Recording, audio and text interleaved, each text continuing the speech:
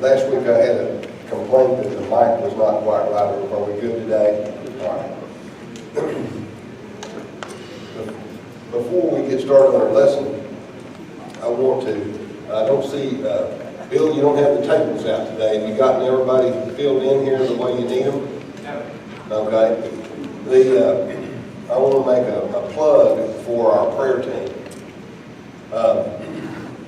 Before I was in this class, I was part of a prayer team that lasted about 9 years. And in that period of time, I can't tell you the number of times I saw the Lord respond. Not always in the way we thought, not always in the way that we asked, but there was numerous times that miracles occurred. Cleety, you were on that team for a long time. And so I want to encourage, we just got started with Lynn and Allison and my wife are the four that are doing it right now. But I'm already seeing some trends that people are putting kids and grandkids on there consistently. And my encouragement to you is keep it coming. On that other prayer team, we had two of the most faithful examples that I can ever remember. John and Rhonda Wilson put Tom Ed Gooden on there for a year and a half, and the guy was at death's doorstep for most of it. And one day, he just was able to leave the hospital, and he was well. Jerry and Sharon Webb kept Jim Dornan on the list for over 2 years. The Lord called Jim home, but the faithfulness that I got to see from those people of never, ever giving in, always placing their friend's name on the list, was just incredible. So we need some help to pray. There's never going to be too many for that. But I really hope that what we can do here is that our own faith can be encouraged because of the faithfulness of you to keep those prayer requests in front of us.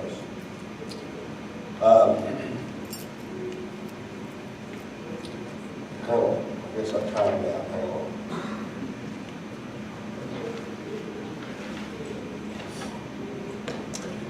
Just as something that's informational to me, I use the New King James as the Bible that I like to read and study out of the most. Is there anyone here who uses the King James as your go-to Bible? Anybody use the New King James? How about the American Standard? Anybody use that? In ASB? What about the NIV? Most of you use the NIV. That's good. And good for me to know. One of the things that I love about the NIV is that if I were to ask you who killed Jesus, the only Bible that I know that really returns the right answer is the NIV. It was the Jewish leaders. The rest of them just say it was the Jews. And I often think about that is that in our country today, who really keeps us in a mess? It's not us, is it? It's our leaders. And so it's good to have different versions of the Bible to compare to do comparative studies. And I think that it's real easy to just get to read one version. And I know that sometimes in the New King James it's very similar to the King James. And in John, when it talks about all the people that Jesus went before, it always just says it was the Jews. And that's just a freebie. It doesn't have anything really to do with anything other than I want to know what Bibles that you studied out of. Last week, we started talking about David, and it was with the idea that we look at his characteristics. And I think I mentioned to you that I have 30 or 40 lessons from 1 Samuel 16 to the end of 2 Samuel about the life of David. And so I probably could have called this title just the life of David, but in 2, 3, or 4 weeks of coming before you, we wouldn't do any justice to the life of David.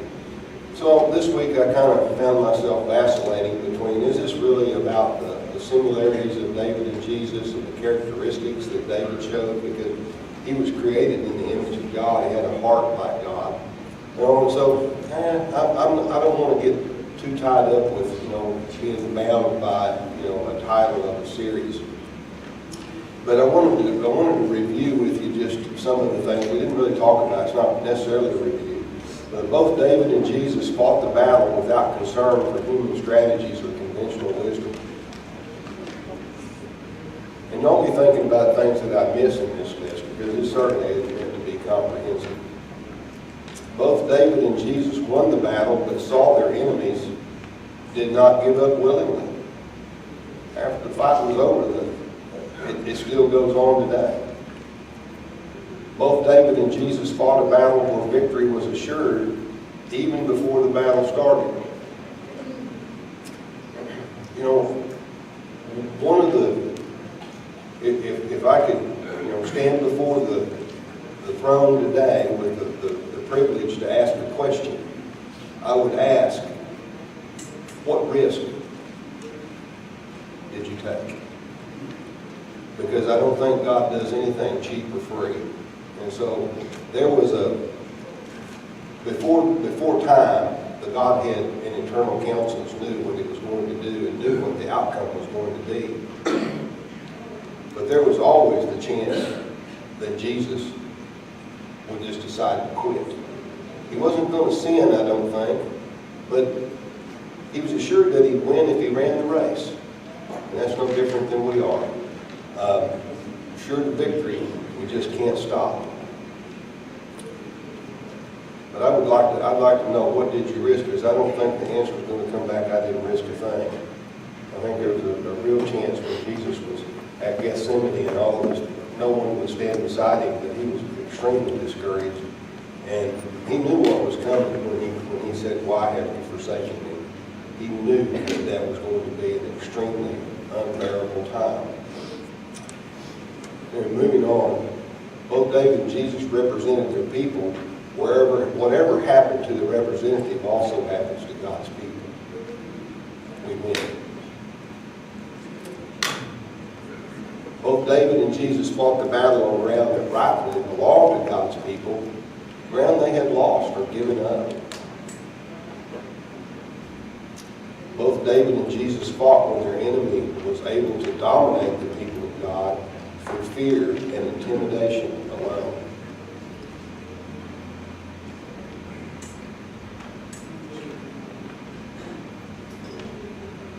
Boy, did I get intimidated this week. I'm not going to go into it, but I got intimidated and scared and let Satan get a hold of me for about 36 hours just on fear. Maybe you did too. Both David and Jesus were sent to the battleground by their father. Both David and Jesus were scorned and rejected by their brethren. We'll talk a little bit more about that today when we get to David's discourse with Eliab.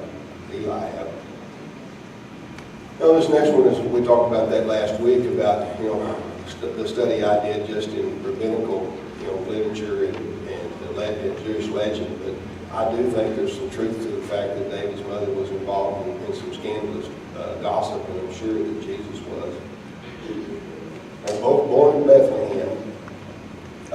David had to wait years before he was permitted to reign. And Jesus is now king, but he's not going to reign on this earth until Satan is banished. Unless it's in our hearts, and I believe that for most of us that he is king of our hearts. Both David and Jesus defeat their enemies and divide the resources. Thought about that. Jesus came to enemy land. He came to the enemy territory, and he's defeated him on his own ground. And the spoils are our souls. Who can add something to that list? Who can take something away from that list?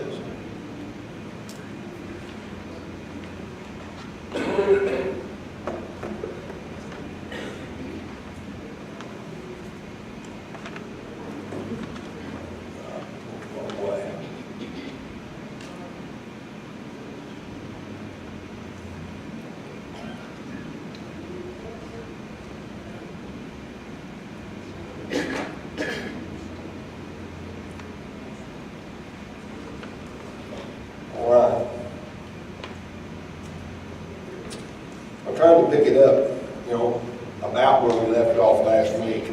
We're talking about getting to where David discoursed with Eliab. We'll pick this up here in 1 Samuel 17, 28 and 29. Now Eliab, his oldest brother, heard when he spoke to the men, and Eliab's anger was aroused against David, and he said, "Why did you come down here? And with whom have you left those few sheep in the wilderness?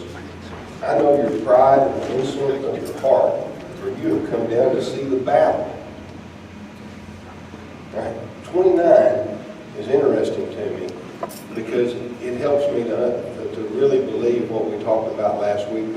His brothers think that there's something wrong with him, because David answers him and says, "What have I done now?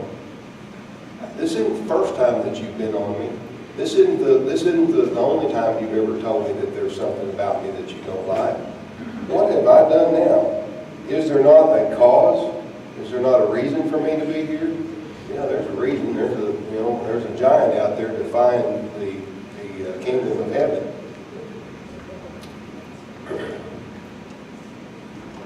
So, what do we see here about his characteristics? He's told that, you're just down here as a glory seeker, sightseeing, worthless dude that's left your job. You've abandoned your position. But he doesn't lash back.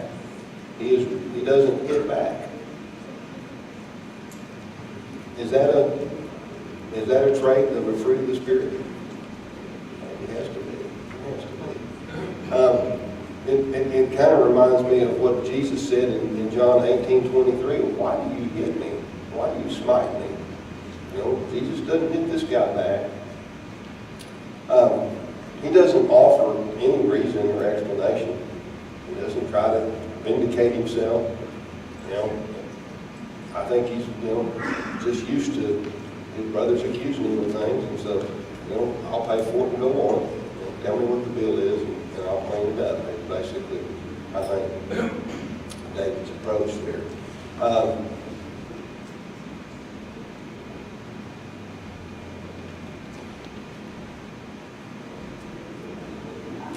Let's move on into David's discourse with Saul. In verse 33, David is tested by Saul's response. And Saul said to David, "You're not able to go against this Philistine to fight him, for you are a youth, and he's been a man of war from his youth."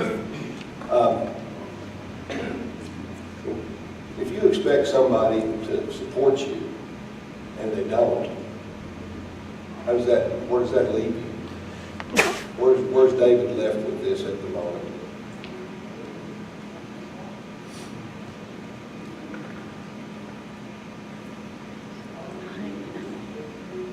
So, I'm going to do my very best to ask some questions that will get you going. I will here in a few minutes, but it's easier for me if you jump in now. So let's go on then to verse 34. But David said to Saul, "Your servant used to keep his father's sheep when a lion or a bear came and took a lamb out of the flock. And I went after it, and I struck it, and delivered the lamb from its mouth. And when it arose against me, I caught it by its beard, and I killed it." What he's basically doing right here is just giving God-honoring testimony. Saul has basically said, "You don't have a chance against this guy. You're just a kid." David says, "Well, really, I am a kid, but I'm filled with something that's bigger than what my age would reveal." Look at verse 37. No, I'm going to go back to 36. Your servant. Oh, yes. I just wanted to say that in this I see, as humans, when we are tested or, our fellow man says, "Oh, you can't do that," or blah, blah, blah, blah, blah. At least to me, and I think a lot of people, so many times we look at that person and say, "Oh, well, maybe they're right," instead of looking to our faith and looking to God and say, well, God said I could do that, or should do that, or whatever. And that's what I see in this passage. Absolutely. Glenn needs a microphone. Are we not often discouraged? Glenn, getting over here. When have you been discouraged by somebody who should have supported you? You know, I can tell you that there was a time when I had the opportunity to serve on the LUP board, and, you know, it was all about trying to raise money for Livingstone. And there's just people to the left and to the right that would say we shouldn't be there and I can't help you, and then, you know, somebody would give some money and it would help. Yes, ma'am. Just look at that question again, you know, is David's faith tested by Saul's response? I said no. You know, it was his faith that brought him there. What is revealed, though, is that Saul's lack of faith is shown by David's response, or how he perceives David, and you know, because if indeed he was the king of Israel and tied in with God's purpose for Israel, he would have already realized that we can win this battle. But David's faith tested, no. Yes, lion was there. Yes. Sometimes we are put in a situation where the test is easy, but it's discouraging. Very, okay, you'll get it. Go ahead, Ben. Well, Glenn kind of stole part of what I was going to say. I was kind of looking at it from Saul's point of view too, that he had become so pulled away from the Lord and such a big sissy. He was looking for somebody to fight the battle for him, and God put David right there in front of him, and that wasn't what he's looking for. It's kind of like some of us, and you were talking about prayers earlier. You know, we pray and pray and pray, and God answers us, but it's not the answer we're looking for. So we, you know, well, how come you're not answering me? And, well, I did. There's my answer. We get tunnel vision, and we see, we're just looking for what we want. And that's where Saul was. He, you know, God had already left him. And anyway, Glenn kind of touched on what I was thinking. Excellent. Excellent point. We sometimes get the answer, but we don't, it's not what we want, so we don't see it. I was just going to say in verse 31, there's a statement there that's kind of included this to me, because David had asked the question of several people, you know, what have I done now? And the word got back to King Saul, and King Saul sent for him. So don't you know, as a young man, he was excited to go to the king. I want to tell you what I'm going to do. And then get cold water poured on everything. Yes. I just think that verse kind of tells us what's behind the curtain. And it does. And, you know, your comments just build here that, no, his faith really wasn't tested, but he had cold water thrown on him. He had to continue on in faith, you know, even when the guy that called for him is putting him down.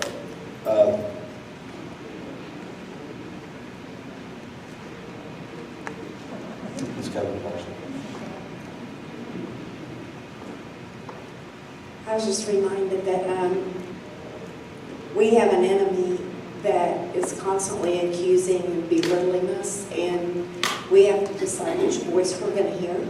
And I think this is a good example of that, because all of us have a story where a parent or somebody that we respected or wanted approval from discouraged us or whatever. There are those people that grow up with a parent that just says you'll never amount to anything, and it can be very devastating to a person's growth, emotions, and everything else. But then when we become in Christ and He makes all things new, He relieves us of those burdens.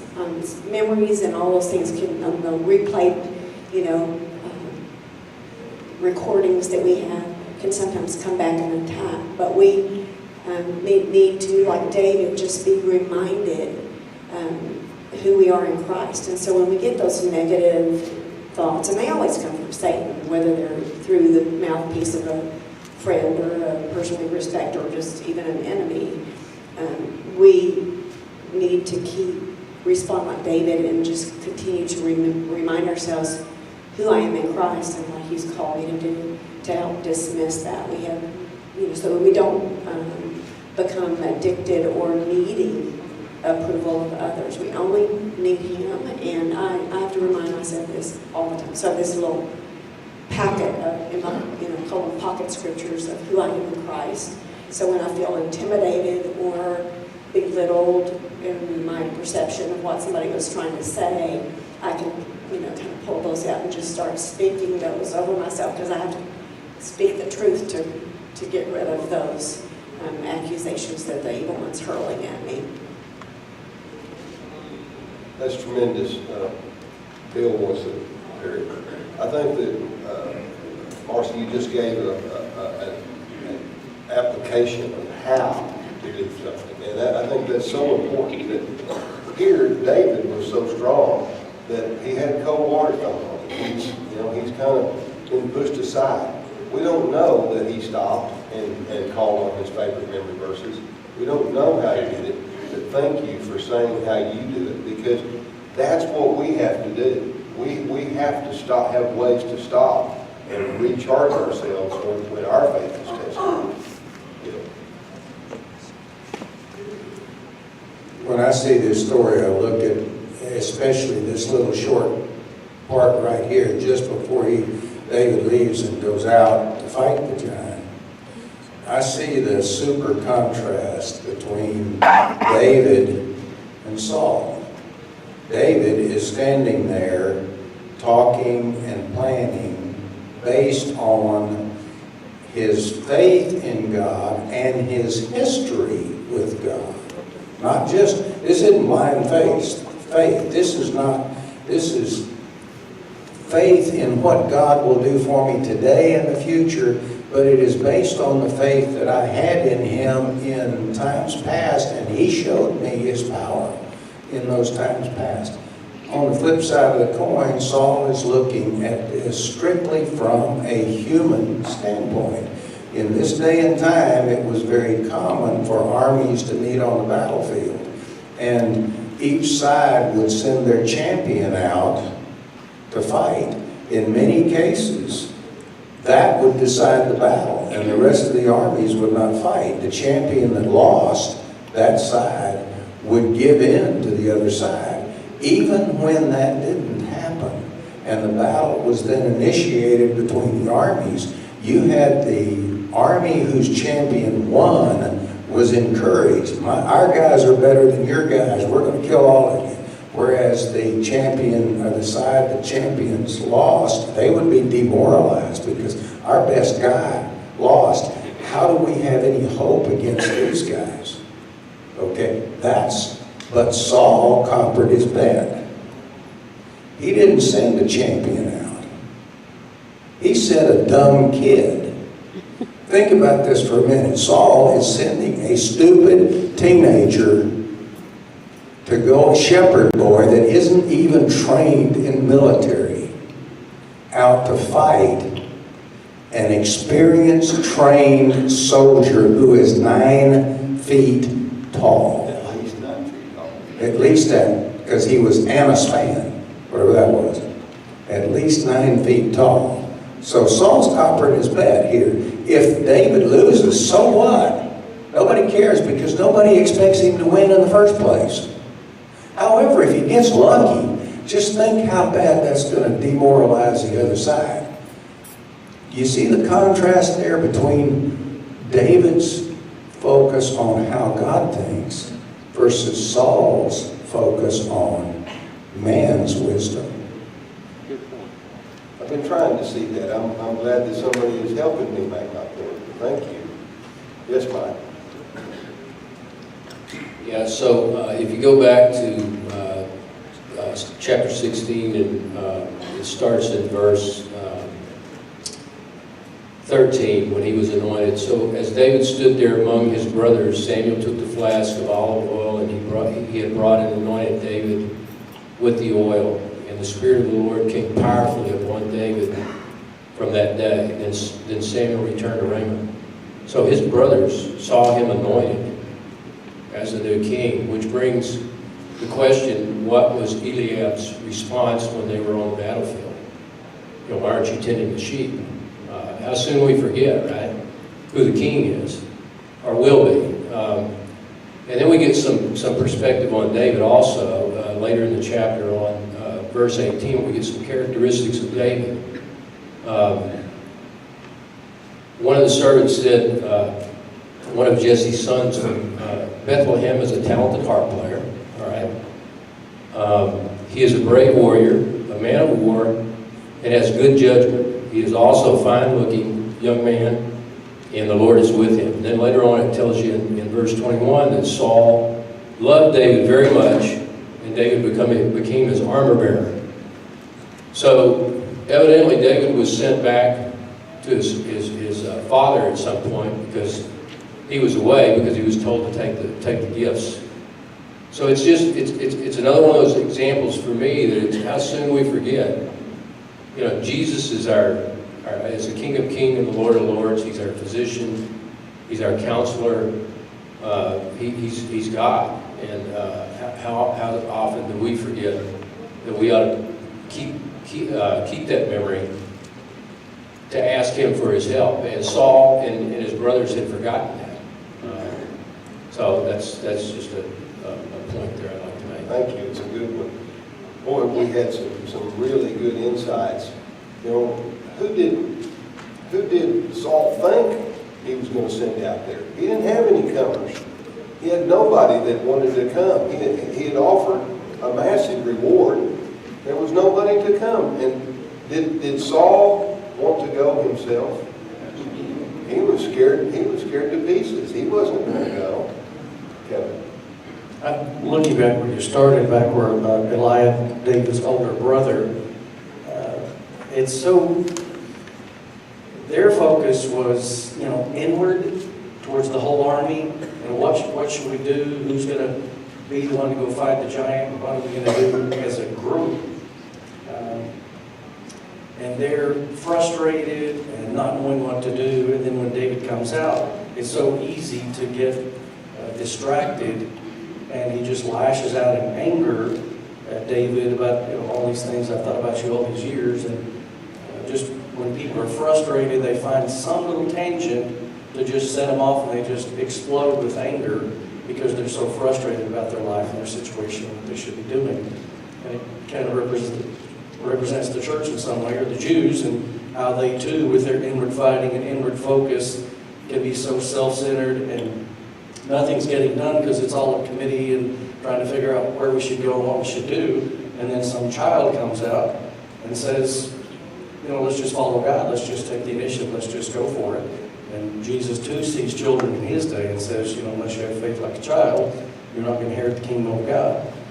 So it's easy for us to just get caught up and focused on ourselves and what we should be doing. How do we do this? And they say we can't do this. We shouldn't do it, like you mentioned about fundraising.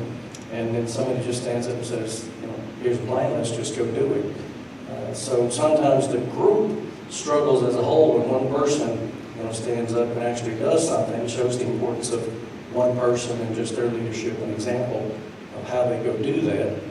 Jesus did that, and then He represents, you know, the children who just do that too. And we ought to take that as our example. Well said. Before we move to the next slide, look at the last sentence in verse 37. Saul to David, "Go, and the Lord be with you."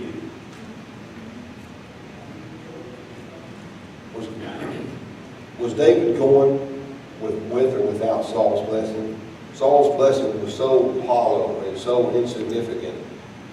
And don't we today get people who encourage us with empty and hollow statements? But you have to know that as has been stated, David was not really discouraged. His faith was not really tested. He just had to buck it up to another level and know that he was going to go alone.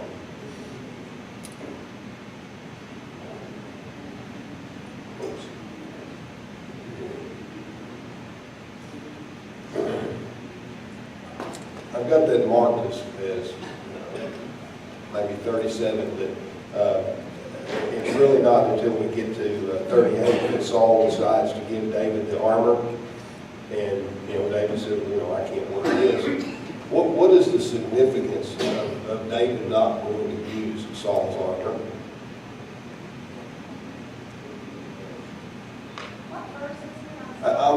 It's 38, 39. I've got it marked as 37. Please forgive me for that mistake. Yes. Saul's still trying to help him, but he's not doing a very good job. I'm sorry, could we go back up to where David says, Goliath will die because he made fun of the army of the living God. Have you covered that yet? Is that in verse 36? Yes. No, we really didn't talk about that one. Go ahead. Well, to me, that statement is so pivotal, and it's the most important statement in the chapter for me because it shows where David is. David, his faith, he doesn't just believe God's going to help him. He knows God is going to deliver Goliath into the hands of the Israelites. And he doesn't, there's no wavering, there's no fear, there's no mistake in David's voice. He says, Goliath will die because he made fun of the army of the living God. So to me, that should give a great deal of pause today to people who want to pass laws to kill babies. You're making fun of God's laws. You're making fun of this book. You're thumbing your nose at everything that is reasonable.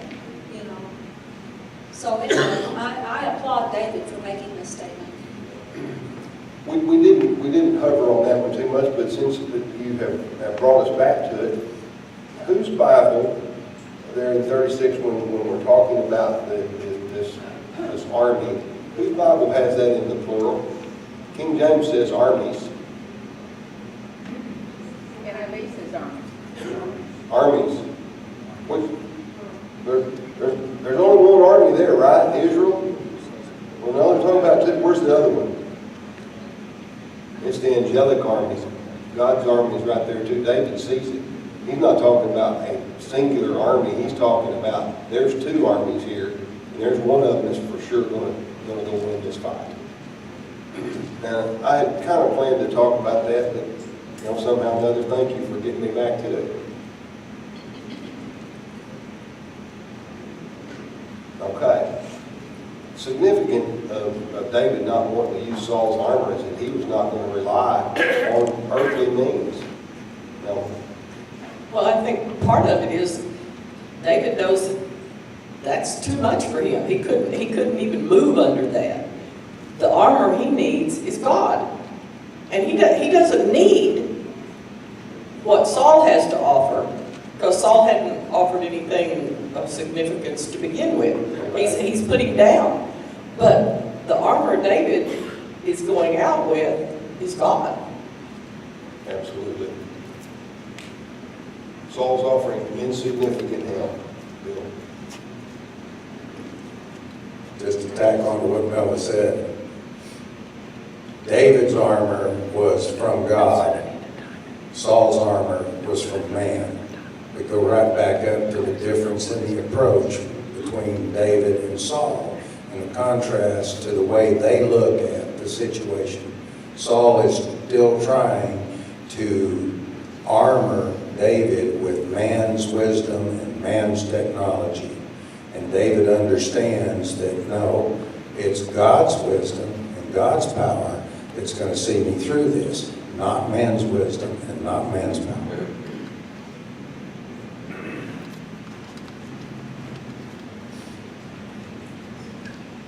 So true.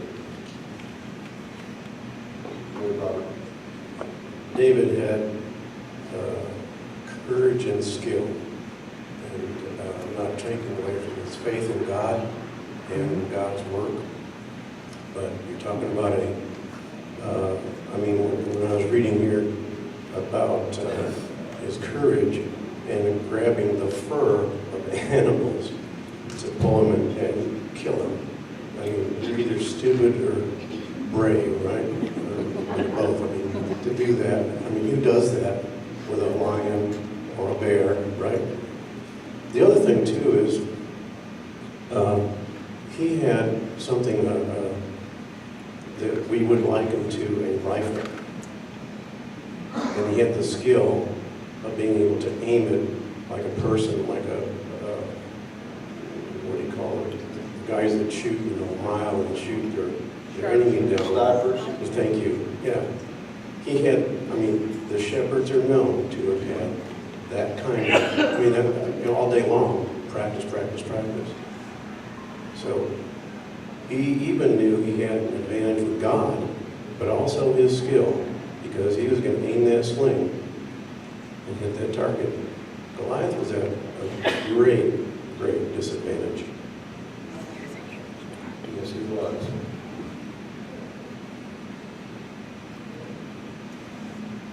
Let's look then at verse 40.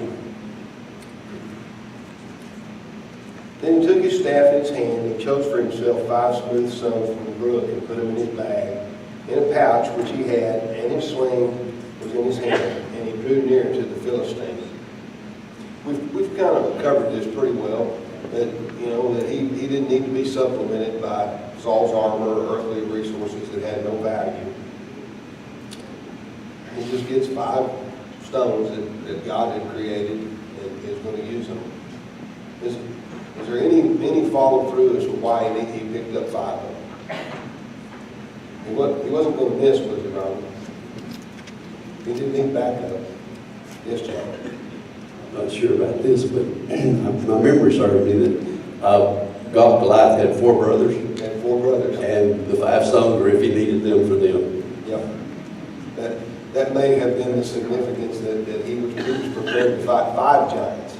And one giant ain't going to hold him. God isn't going to be held back by anything, including Satan. And so it comes to me here that John 15 came to mind. Was David attached to the vine at this point? I think he was. I think he's absolutely feeding off of the power of God's plan. It's just a thought to bring out that the whole study, my whole talk with you is just about how do we live our life in the face of threats, in the face of discouragements, and thus far we haven't gotten any of the other parts where David really has encouragements other than that he's being supported by God. But his life has some happy moments in it too. We might not get to them so much. We might. First one I'm thinking about is in chapter 18, where he has a friend, Jonathan, and he takes great comfort in that friendship. There's a terrific happiness that is displayed there. So he's attached to the vine. He's being fed. His spirit is being renewed. Okay, let's get to David's discourse with Goliath. And that's going to be in 41 through 47. So let's read a couple of verses here. So the Philistine came and began drawing near to David, and the man who bore the shield went before him. And when the Philistine looked about and saw David, he disdained him, for he was only a youth, ruddy and good looking. So the Philistine said to David, "Am I a dog that you come to me with a stick?" And the Philistine cursed David by his gods. I want to just kind of stop right there. What is different about Goliath's response to David right here than the one that he's been bellowing out for the last 40 days?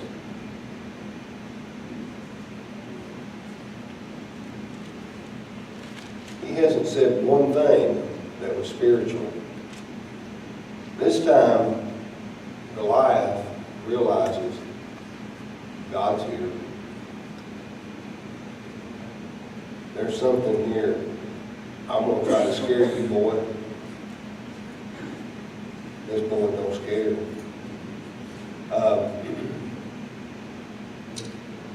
Goliath has been focusing up to this point completely on the idea that he'll intimidate and that he'll fear, and that fear is a ratio of his size to the other team's size. Yeah, I think that there's a real fear to be had when the armies, the host of the Lord shows up, and Goliath sees it now.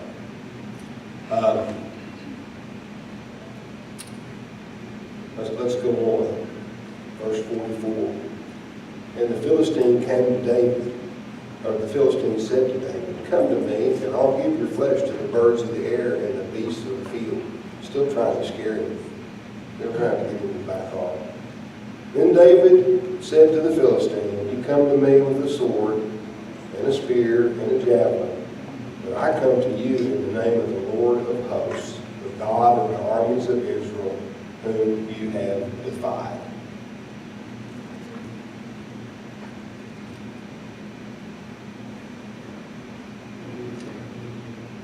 David turns this issue inside out now. It's no longer about me and you, buddy. It's about how God's going to deal with you.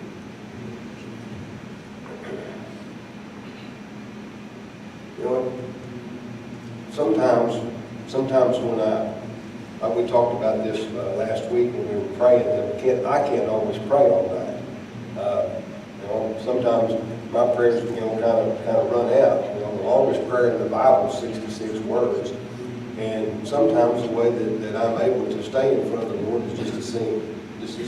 I can't sing very good, but God doesn't care because it's from my heart. And so I'm able to maintain a communion and come before the throne and stay there, just by singing. David turns this issue inside out. He's bringing the Lord front and center. He said, "You defy the Lord of hosts." The point here, me bringing up, my prayer life, is that sometimes, that Marcy, as you were talking earlier, sometimes things that have happened to us in the past creep back to bother us. And I don't know how you guys do it, but I call upon the name of God to stop Satan dead and wipe that memory from my mind. And as Mike was saying, sometimes we forget real quickly. I forget he wiped that out from my memory bank, and it creeps back on me. But this is important stuff, because what I think about when I am so thankful that I have not heard one word in this class before class started today about a football game that's going to be played this afternoon. I had no one asked me who I thought was going to win. No one asked me who I wanted to win, or about anything else. To me, the reason I'm here is because I need you to build me up, and you can't build me up. I'm willing to share if you need me. It's not a one-way street, but that football game is not, and I am going to watch it. But have plans to. But it has nothing to do with anything. And if somebody calls about 5:15 and says, "We need you to come and pray," I will watch that game. I'm be happy to forget that there's a football game. Because what we need to learn from this book is how the champions and the heroes of God fought Satan. How they fought against the armies of darkness, what they used to encourage themselves, and how God encouraged them.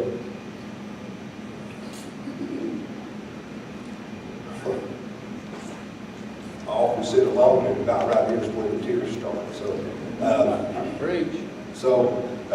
I'm going to try not to do that, not because I'm ashamed, but just simply because I don't know that it would help you.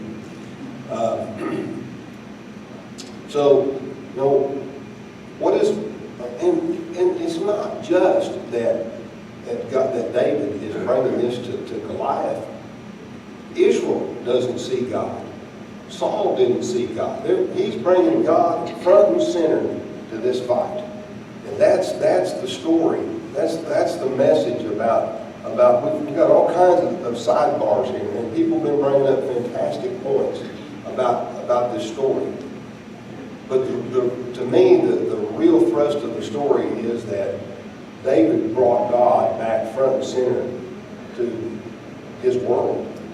At this time, his world is the army of Israel, and it is the army of the Philistines exposing the armies of the Lord of hosts.